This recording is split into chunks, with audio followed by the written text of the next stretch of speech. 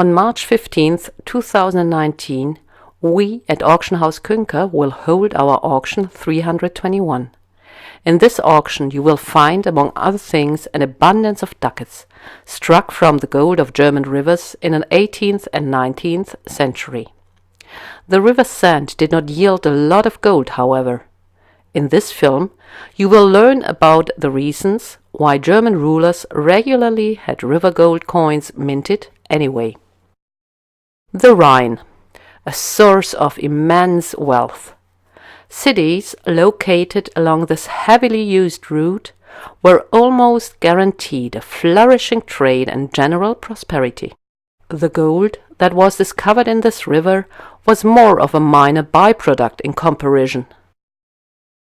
Nevertheless, it was elaborately panned, purchased by the rulers, and then used to strike small series of gold coins. And they ensured that the inscription stated where the gold for the respective piece originated from. Why did they do that? Economic theory was top-level business back then, and the fact that gold was yielded on local ground was something any ruler could boast. Mercantilism, the economic theory of absolutism, explained that those nations that had the largest gold and silver reserves at their disposal were the ones that held the most power. Whoever wanted power needed soldiers, and those cost money.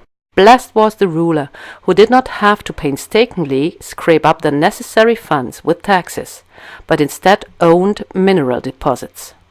Consequently, those who pointed out on their coins that the metal used to make them stemmed from their own territory made claims to economic power.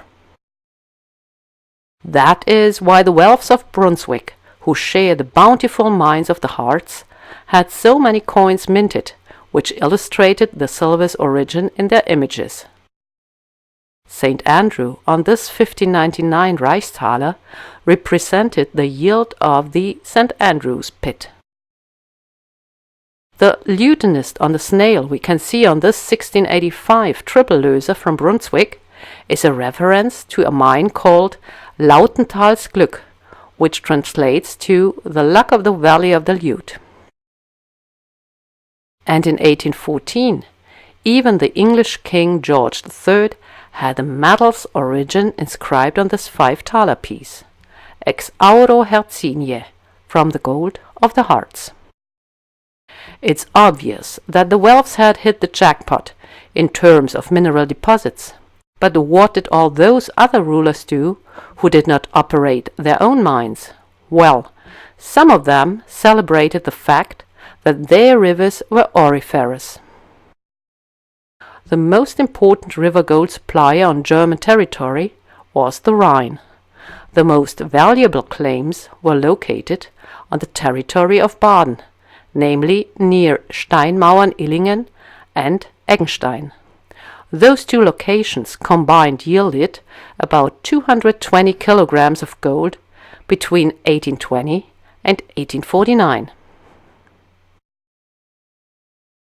This coin was created a bit earlier than that, in 1807 to be exact.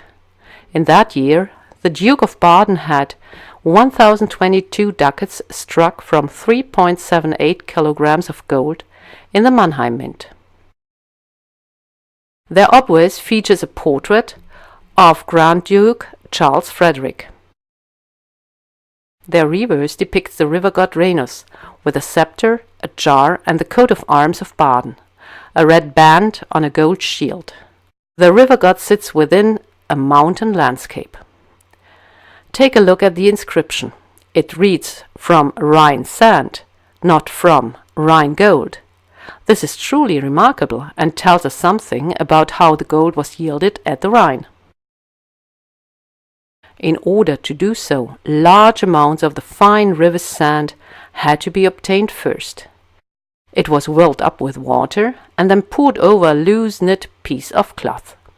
The finest sand and minuscule pieces of gold then stuck to the piece of fabric, which was rinsed with clear water in the next step.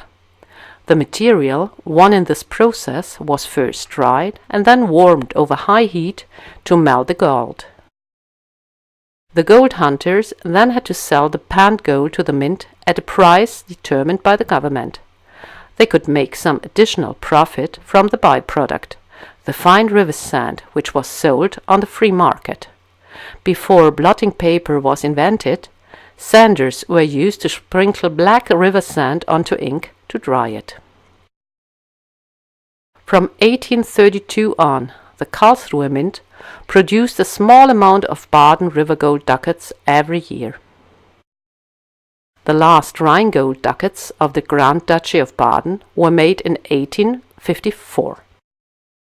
Rhenish Palatinate, too, owned rich gold panning sites in what is today the French commune of Seltz and in Hagenbach on the west side of the Rhine. In the 17th century already, the Count Palatine had coins and medals struck from Rhine gold, but it wasn't until Charles Theodore that their production on a large scale began. In 1763, 2,431 ducats were minted from about 9 kilograms of gold. They depict gold panners at work. On the left, one of them brings the river gold. In the middle, we see it being poured over the loose knit cloth. On the right, a man rinses the fabric. In the background, we can see the city of Mannheim, although this depiction is not quite geographically correct. The inscription above the scene reads, "This is how the river side of the Rhine glistens." Struck according to the coin convention, this information is to be found in the exarch above the year of issue. This was Charles Theodore's way of informing everyone that he had had the Rhine gold alloyed to such an extent that it had obtained the gold content required for ducats. In 1816, Rhenish Palatinate was made part of Bavaria, and therefore Bavaria obtained access to Rhine gold. It was bought by the Kreiskasse of Speyer at a fixed price and then delivered to the Bavarian Central Mint in Munich. That is the reason why the reverse of the Bavarian Rhine gold ducats feature the town of Speyer in such a prominent position. We can recognize the townscape with its Heidentürmchen, Speyer Cathedral and the Old Gate. This image is very different from the usual type of Bavarian river gold ducats. River gold ducats were first issued in 1756 by Prince-Elector Maximilian III. The punches featuring the river gods used for the dies up until the last issues of 1830 were created by Franz Andreas Scheger, the Bavarian chief engraver at the time. The river gods depicted on the Wittelsbach fountain, which you can find in the courtyard of the Munich residence to this day, are said to have inspired him. In reality, none of Scheger's depictions accurately match one of the fountain figures created for the Wittelsbach fountain. Instead, his punches pick up on a type that was widely spread in the 18th and 19th century.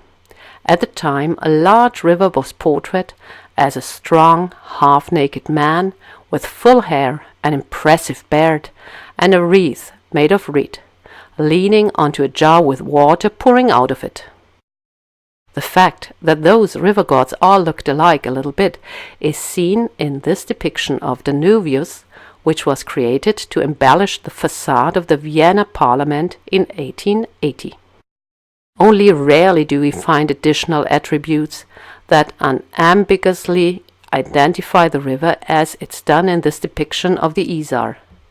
It traverses Munich and is consequently identified by the Frauenkirche and the beautiful tower.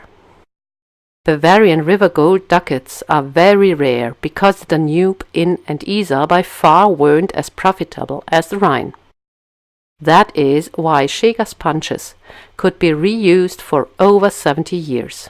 All of these issues from 1780, 1821 and 1830 feature the river god as it was engraved onto the Scheger's punch. The year of issue and the inscription ex auro Isare was adapted with letter punches for new emissions respectively. No later than the 1860s, the yields of river gold decreased dramatically. The natural river beds had been rebuilt into canals so as to make them navigable all year long.